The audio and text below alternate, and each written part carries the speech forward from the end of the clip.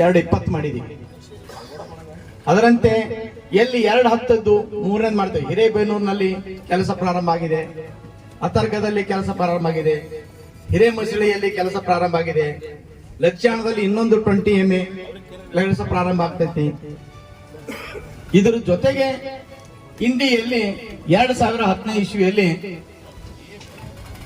220 kV station ಆಗಿತ್ತು. 2015 ಇಸ್ವಿ ಅಲ್ಲಿ 2 ಟ್ರಾನ್ಸ್ಫಾರ್ಮರ್ ಇದ್ದು, 100 MA 100 MA. ಯಾವುದೋ 2 100 MA ಅಲ್ಲಿ ಒಂದು ಟ್ರಾನ್ಸ್ಫಾರ್ಮರ್ ಏನಾದ್ರು ತೊಂದರೆ ಆದ್ರೆ ರೈತರಿಗೆ ತೊಂದರೆ ಆಗತ್ತೆ, ಎಲ್ಲ ಗ್ರಾಹಕರಿಗೆ ತೊಂದರೆ ಆಗುತ್ತೆ ಅಂತ ತಿಳ್ಕೊಂಡು ನಾವು 3ನೇ 100 MA ಟ್ರಾನ್ಸ್ಫಾರ್ಮರ್ ನಾವು ಕಮಿಷನ್ ಮಾಡಿದ್ದೀವಿ. ಅದು ಕಳೆದ 3 ವರ್ಷದಿಂದ ಮಾನ್ಯ ಶಾಸಕರಿಂದನೇ ಅದನ್ನ ನಾವು ಉದ್ಘಾಟನೆ ಮಾಡಿದ್ದೇವೆ 100 MA. ಇದ್ರ ಜೊತೆಗೆ ಇನ್ನೂ ಒಂದು ಬಹಳ ಮಹತ್ವದ ಕಾಮಗಾರಿ ಈ ಜಿಲ್ಲೆಯಲ್ಲಿ ನಡೀತಾ ಇದೆ. ಒಂದು 400 kV ವಿಜಯಪುರ, ಬಾಗಲಕೋಟ್, ಬೆಳಗಾವಿ ಡಿಸ್ಟ್ರಿಕ್ಟ್ ಈ 3 ಜಿಲ್ಲೆಯಲ್ಲಿ ಇನ್ನೂ ಆಗಿಲ್ಲ. ಒಂದು 400 kV ಸುಮಾರು 1,000 ಕೋಟಿ ರೂಪಾಯಿ.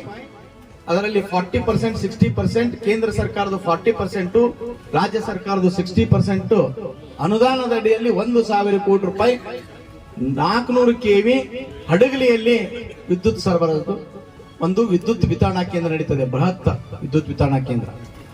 ಒಂದು ವೇಳೆ ಅದು ಕಾರ್ಯಾರಂಭಗೊಂಡ್ರೆ ಈ ಲೋ ವೋಲ್ಟೇಜ್ ಅಂತ ಅನ್ನೋದು ಶಬ್ದ ಈ ಜಿಲ್ಲೆಯಲ್ಲಿ ಇರುವುದಿಲ್ಲ. ಏನಾದ್ರೂ ಲೋ ವೋಲ್ಟೇಜ್ ಇರ್ತದಪ್ಪ ಅಂತಂದ್ರೆ ಲೋಕಲ್ ಪ್ರಾಬ್ಲಮ್ ಇರ್ತದೆ ವಿನ ಸ್ಟೇಷನ್ಗಳಾಗಲಿ ಫೀಡರ್ಗಳಲ್ಲಿ ಲೋ ವೋಲ್ಟೇಜ್ ಪ್ರಾಬ್ಲಮ್ ಇರುವುದಿಲ್ಲ.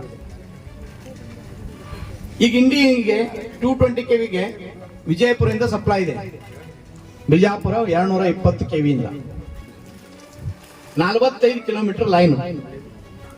ಒಂದು ವೇಳೆ ಆ 45 ಕಿಲೋಮೀಟರ್ ಲೈನ್ ನಲ್ಲಿ ಏನಾದ್ರೂ ತೊಂದರೆ ಆದ್ರೆ ಸಮಗ್ರ ಇಂಡಿ ಚಡಚಾಣ ತಾಲೂಕ ಪೂರ್ತಿ ಡಾರ್ಕ್ ಆಗ್ತದೆ. ಇದನ್ನ ಸಾಹೇಬರು ಎಸ್ಟಿಮೇಟ್ ಕಮಿಟಿ ಅವ್ರ ಚೇರ್ಮನ್ ಇದ್ದು, ಆ ಕಮಿಟಿಯಲ್ಲಿ ನಾನು ಹೇಳಿದೆ, ಇಲ್ಲ ಇದಕ್ಕೆ ಇನ್ನೊಂದು ಆಲ್ಟರ್ನೇಟ್ ಸೋರ್ಸ್ ಆಗಬೇಕು ಇಂಡಿ 220 kV ಸ್ಟೇಷನ್ಗೆ. ಅದು ಯಾಕಂತಂದ್ರೆ ಒಂದು ವೇಳೆ ಬಿಜಾಪುರಿಂದ ಬರುವಂತ ಲೈನ್ ಏನಾದ್ರೂ ಹರಿದು ಬಿತ್ತು, ಟವರ್ ಕೊಲ್ಯಾಪ್ಸ್ ಆಯ್ತಪ್ಪ ಅಂತಂದ್ರೆ ಇಂಡಿ ತಾಲೂಕು ಮತ್ತು ಜಮಖಂಡಿ ತಾಲೂಕು ಡಾರ್ಕ್, ಅದು ಇಮಿಡಿಯೇಟ್ ಆಗಿ ಮಾಡುವಂತದಲ್ಲ. ಸೊ ಇದನ್ನ ಅಲ್ಲಿ ನಮ್ಮ ಇಂಧನ ಇಲಾಖೆಯ ಹಿರಿಯ ಅಧಿಕಾರಿಗಳ ಜೊತೆ ಪ್ರಸ್ತಾಪ ಮಾಡಿ ಈಗ 400 kV ಹಡಗಲಿಯಲ್ಲಿ ಏನು ವಿದ್ಯುತ್ ವಿತರಣಾ ಕೇಂದ್ರ ಮಾಡ್ತಾ ಇದ್ದೇವೆ, ಅಲ್ಲಿದಿಂದ ಒಂದು straight line, express line 39 kilometre line ಈಗ ಆಲ್ರೆಡಿ ಕಾರ್ಯಾರಂಭ ಆಗಿದೆ ಆ ಕಾಮಗಾರಿ. ಅದು ಸೆಕೆಂಡ್ ಸೋರ್ಸ್ ಅಂತ, ಸೆಕೆಂಡ್ ಸೋರ್ಸ್. ಅವಾಗ ಒಂದು ವೇಳೆ ಏನೇ ತೊಂದರೆ ಆದ್ರೂ ಇನ್ನೊಂದು ಲೈನ್ ಇರ್ತೈತಿ. ಹೆಂಗ ಬಹುಶಃ ಕೆಲವು ರೈತರು 2 ಟ್ರಾನ್ಸ್ಫಾರ್ಮರ್ ಇಟ್ಟಿರ್ತಾರೆ, 2 ಮೋಟರ್ ಇಟ್ಟಿರ್ತಾರೆ. ಒಂದು ಮೋಟರ್ ಏನಾದ್ರು ಸುಡ್ತಪ್ಪ ಅಂತ ಇಮಿಡಿಯೇಟ್ ಆಗಿ ಮತ್ತೊಂದು ಹಾಕಕ್ಕ. ಈ ರೈತರ ಹತ್ರ ಒಂದು ಕಾಮನ್ ಸೆನ್ಸ್ ಇದೆ.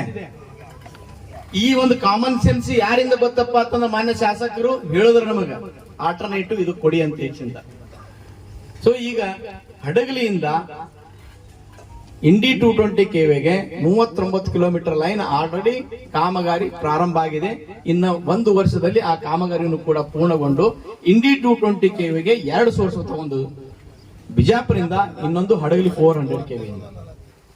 ಸೊ ಇದು ಯಾಕೆ ನಾ ನಿಮಗೆ ಹೇಳ್ತಾ ಇದ್ದೀನಪ್ಪ ಅಂತಂದ್ರೆ, ಯಾರು ಚುನಾಯಿತ ಪ್ರತಿನಿಧಿಗಳು ಜನರ ಮಧ್ಯದಲ್ಲಿ ಇದ್ದು ಅವರ ಏನು ನಾಡಿ ಮಿಡಿತ ಅರ್ಥ ಮಾಡಿಕೊಂಡು, ಅವರ ಏನು ಆಸೆ ಇದೆ, ಅವರ ಬೇಕು ಬೇಡಿಕೆಗಳು ಏನಿವೆ ಅಂತ ಅರ್ಥ ಮಾಡ್ಕೊಂಡು ನಮ್ಮ ಹತ್ರ ಹೇಳಿದ್ರಪ್ಪ ಅಂತಂದ್ರೆ ಡೆಫಿನೆಟ್ಲಿ ಇಷ್ಟು ಅನೇಕ ಕಾಮಗಾರಿಗಳು ಆಗಕ್ಕ ಸಾಧ್ಯ ಆಗ್ತದೆ.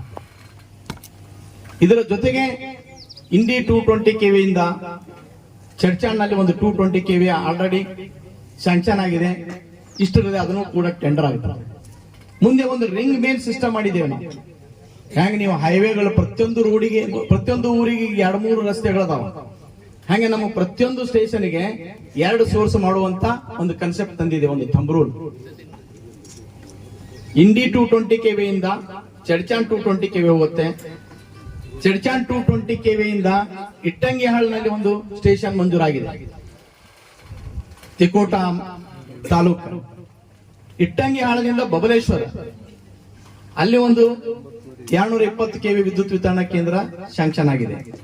ಬಬಲೇಶ್ವರದಿಂದ ಸಾವಳಗಿಯಲ್ಲಿ ಒಂದು 220 ಕೆವಿ ಸ್ಟೇಷನ್ ಇದೆ, ಅಲ್ಲಿ ಕನೆಕ್ಟ್ ಆಗತ್ತೆ.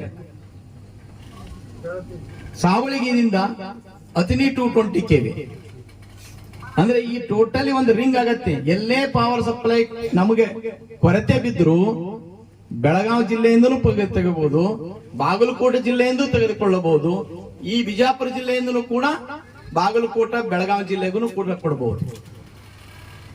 ಈಗ 400 ಕೆವಿ ಏನ್ ಹಡಗಲಿ ಸ್ಟೇಷನ್ ಏನ್ ಹೇಳದಲ್ಲ, ಅದು ಗುಲ್ಬರ್ಗಾದಿಂದ ಬರ್ತದೆ. ಈ ಒಂದು ಮಾಡೋದ್ರಿಂದ ಏನಾಗತ್ತೆ, ರೈತರ ನೀರಾವರಿ ಪಂಪ್ ಸೆಟ್ಗಳಿಗೆ ಮತ್ತು ಎಲ್ಲ ತರದ ಗ್ರಾಹಕರಿಗೆ ವಿದ್ಯುತ್ತಿನ ಏರಿಳಿತ, ಲೋ ವೋಲ್ಟೇಜು ಆಗುವ ಸಂಭವ ಅತಿ ಕಡಿಮೆ. ಎಲ್ಲೇ ಸಣ್ಣ ಪುಟ್ಟ ಇದ್ರೆ ಅದು ಲೋಕಲ್ ಪ್ರಾಬ್ಲಮ್ ಇರ್ತದೆ. ಇದರ ಜೊತೆಗೆ ಎಲ್ಲಾ ಸ್ಟೇಷನ್ಗಳಲ್ಲಿ ನಾವು ಆಗ್ಮೆಂಟೇಶನ್ ಮಾಡ್ತಾ ಇದ್ದೀವಿ, ರಿಡಂಡೆನ್ಸಿ ಆಫ್ ಪವರ್ ಸಪ್ಲೈ ಅಂತ ತಿಳ್ಕೊಂಡು.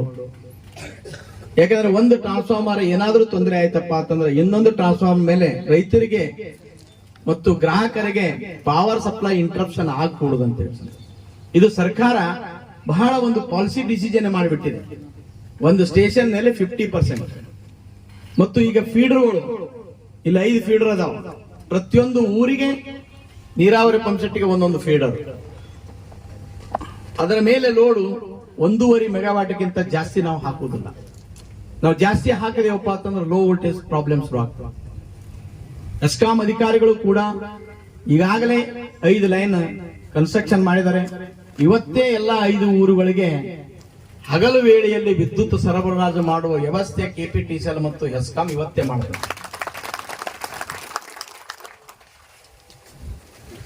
ಮುಂದುವರೆದು ಈ ಒಂದು ಸ್ಟೇಷನ್ಗಳ ಆಗ್ತದವಲ್ಲ, ಬಟ್ ನಾನು ಈ ರೈತ ಬಾಂಧವರಲ್ಲಿ ವಿನಂತಿ ಮಾಡ್ಕೊಳ್ಳೋದೇನೆಂದ್ರೆ ಇನ್ನೂ ಕೂಡ 4-5 ಸ್ಟೇಷನ್ಸ್ಗಳು ಈ ವಿಂಡೆ ವಿಧಾನಸಭಾ ಮತಕ್ಷೇತ್ರದಲ್ಲಿ ಬರ್ತವೆ.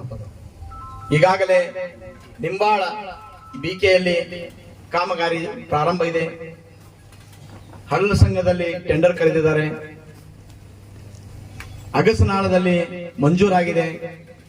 ಶಿರಗೂರು ಇನಾಮ್ನಲ್ಲಿ ಕೂಡ ಮಂಜೂರಾಗಿದೆ.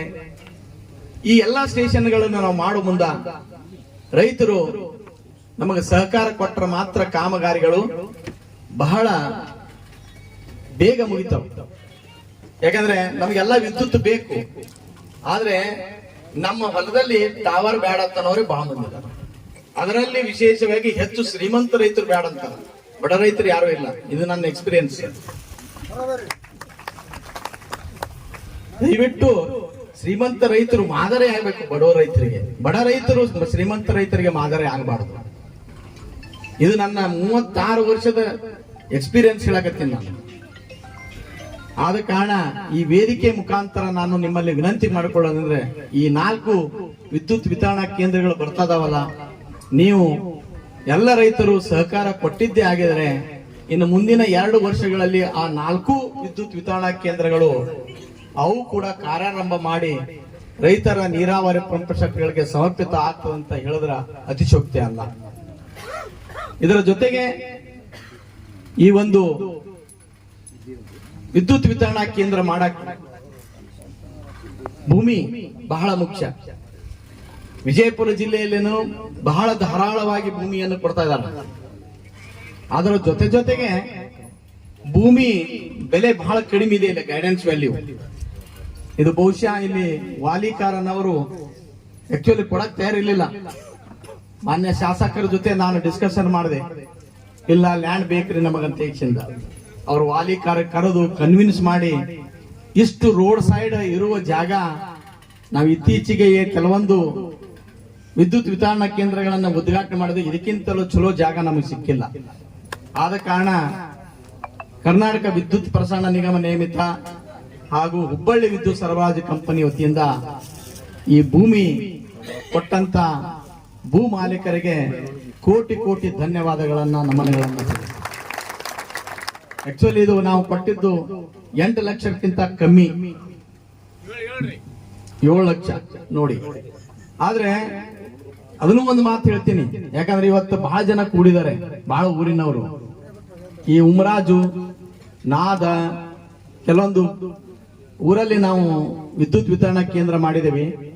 ಆ ಭೂ ಮಾಲೀಕರಿಗೆ ಸರ್ಕಾರ ಕೊಡಮಾಡಿದ ಗೈಡ್ಲೈನ್ಸ್ ವ್ಯಾಲ್ಯೂ ಪ್ರಕಾರ ಕಡಿಮೆ ಇರೋದ್ರಿಂದ ಆ ಉಳಿದವರೆಲ್ಲ ಪಟ್ಟಿ ಹಾಕಿಸಿ ಊರನವ್ರು ಪಟ್ಟಿದ್ದಾರೆ. ಬಹುಶಃ ಇಲ್ಲಿ ಪಟ್ಟಿದಾರ ಬಿಟ್ಟಿದಾರ, ಬಟ್ ನನಗಂತೂ ಗೊತ್ತಿಲ್ಲ ಪಟ್ಟಾರೆ. ಅಲ್ಲ, ಈಗ ಅದಕ್ಕೆಲ್ಲ ಹೇಳಕತ್ತೀನಿ ನಾನು, ಅದೇ ಹೇಳಕತ್ತೀನಿ. ಈ ನಿಮ್ ಬಾಯಿಂದೆ ಬರ್ತದು. ಯಾಕಂದ್ರೆ ದಯವಿಟ್ಟು, ಯಾಕಂದ್ರೆ 7 ಲಕ್ಷ ರೂಪಾಯಿಗೆ ಇಂಥ ಸಮತಟ್ಟವಾದ ಭೂಮಿ ಸಿಗ್ತದಪ್ಪ ಅಂತಂದ್ರ ಏನೋ ಅವರಿಗೆ ಅಡಚಣೆ ಇತ್ತು ಅಂತ ತಿಳ್ಕೊಂಡು ಮಾನ್ಯ ಶಾಸಕರು ಹೇಳಿದ್ರು, ಅವ್ರಿಗೆ ಅಡಚಣೆ ಅದ ಕೊಡಕತ್ತಾರ, ಇಲ್ಲಾಂದ್ರೆ ಕೊಡ್ತಿರ್ಲಿಲ್ಲ ಅಂತ ಹೇಳಿದ್ರು. ಆದ್ರೆ ಬೇರೆ ಏನ್ ನಾವು ಗ್ರಾಮಗಳಲ್ಲಿ ವಿದ್ಯುತ್ ವಿತರಣಾ ಕೇಂದ್ರ ಮಾಡಿದೇವಿ. ಮೊಟ್ಟ ಮೊದಲನೇದಾಗಿ ಅತರ್ಗ ಗ್ರಾಮದಲ್ಲಿ 2 ಎಕರೆ ಅಂತರೂ ದಾನ ಮಾಡಿದ್ದಾರೆ. ಬಹುಶಃ ಜಿಲ್ಲೆಯಲ್ಲಿ ಪ್ರಥಮ ಯಾವ್ದಾದರೂ ವಿದ್ಯುತ್ ವಿತರಣಾ ಕೇಂದ್ರಕ್ಕೆ ದಾನ ಮಾಡಿದ್ದು ಜಮೀನು ಯಾವ್ದಿತ್ತಂದ್ರೆ ಅತರ್ಗ 110 ಕೆವಿ ಸ್ಟೇಷನ್. ಅದ್ರ ಜೊತೆಗೆ ಅನೇಕ ಗುಬ್ಬೇವಾಡ, ಕಡ್ನಿ, ನಾದ, ಈಗ ನೆಕ್ಸ್ಟ್ ಮಧ್ಯಾಹ್ನದಲ್ಲಿ ಉಮರಾಜ್ ಮಾಡ್ತೇವೆ, ಅವರು ಕೂಡ ಡಿಫರೆನ್ಸ್ ಅಮೌಂಟ್ ರೈತರಿಗೆ ಪಟ್ಟಿಸಿಂದ ಮಾಡಿದ್ದಾರೆ. ಈಗ ಇವರು ಹಿರಿಯರು ಹೇಳದಂಗ ಇವರಿಗೂ ಕೂಡ ಪಟ್ಟಿದ್ದು ಬಹಳ ಕಡಿಮೆ ಇದೆ ಸರ್ಕಾರದ ವತಿಯಿಂದ. ಅದು 4 ಟೈಮ್ಸ್